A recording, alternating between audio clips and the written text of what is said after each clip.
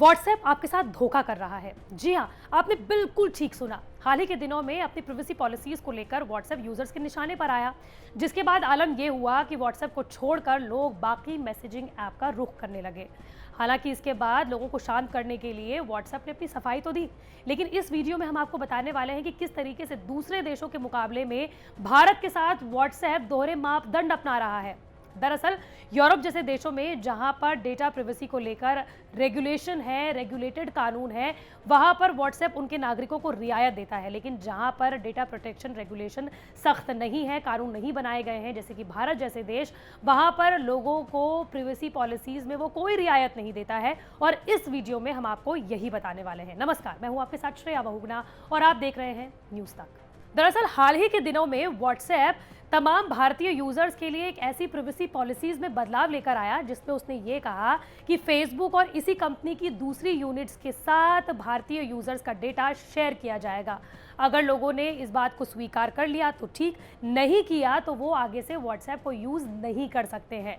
लेकिन इसके ठीक दूसरी ओर यूरोप में व्हाट्सएप ने सफाई देते हुए ये कहा कि इस तरह की तमाम पॉलिसीज में परिवर्तन यूरोप में अप्लाई नहीं होती हैं, लोगों का डेटा सुरक्षित रहेगा।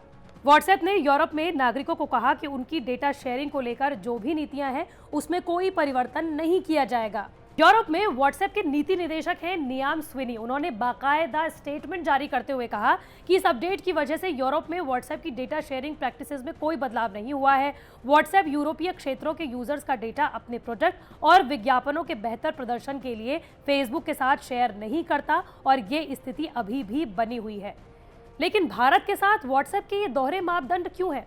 दरअसल इसकी वजह सबसे बड़ी ये है कि यूरोप में अपने नागरिकों की डेटा प्रोटेक्शन को लेकर बाकायदा कानून बनाया गया है जिसका नाम है GDPR, यानी कि जनरल डेटा प्रोटेक्शन रेगुलेशन। लेकिन भारत में अभी भी ये सिर्फ एक बिल बना हुआ है, इसे कानून की शक्ल अभी तक अख्तियार नहीं की गई है। यूरोप में डेटा प्रोटेक्शन रेगुलेशन इतने सख्त हैं कि वहां पर अगर कोई भी नागरिकों के डेटा के साथ छेड़छाड़ करता है तो उस कंपनी को, उस एप्लीकेशन को भारी भरकम जुर्माना चुकाना पड़ सकता है। और यही वजह है कि व्हाट्सएप ने अपनी वेबसाइट के FAQ सेक्शन, यानी कि फ्रिक्वेंटली आस्क्ड क्वेश्चन के सेक्शन में ये बताया है कि सेवा शर्तों और गोपनीयता की नीति में जो कुछ भी अपडेट हुआ है वो यूरोपीय क्षेत्र के यूजर्स के लिए बिल्कुल नहीं है। उन्हें इस सर्विस का इस्तेमाल जारी रखने के लिए फेसबुक के साथ डेटा शेयरिंग पर सहमति देने की कोई ज़रूरत नहीं है। लेकिन जब भारत में यही प्राइवेसी पॉलिसीज आती हैं तो बिल्कुल उलट हो जाती हैं।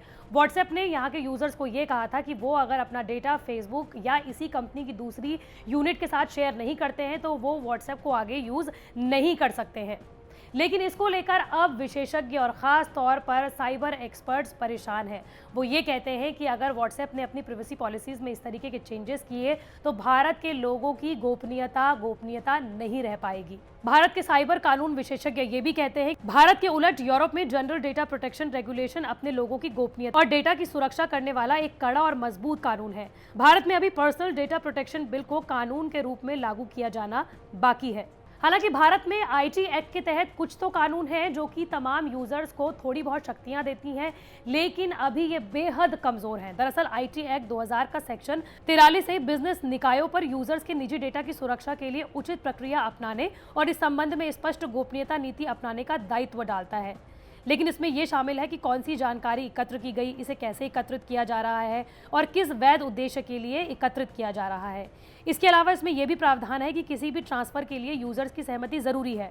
कंपनी को यह भी बताना होगा कि सूचना का प्राप्तकर्ता कौन है और इसका इस्तेमाल कैसे किया जाएगा। हालांकि इसे लागू कराना एक चुनौती है और इसका बोझ भी खुद यूजर्स पर ही है, जिसका मतलब ये हुआ कि यूजर्स को ये खुद साबित करना होगा कि किसी कंपनी या किसी ऐप ने उनका डेटा चोरी किया है। और यही वजह है कि अभी भारत सरकार को जिस तरीके से व्हाट्सएप ने अपनी प्राइवेसी पॉलिसीज में बदलाव की बात कही है, उसके बाद से सख्त कानून लाना होगा ताकि तमाम यूजर्स के डेटा की प्राइवेसी को बचाया जा सके, जिसकी फिलहाल अभी भारत में बेहद कमी है।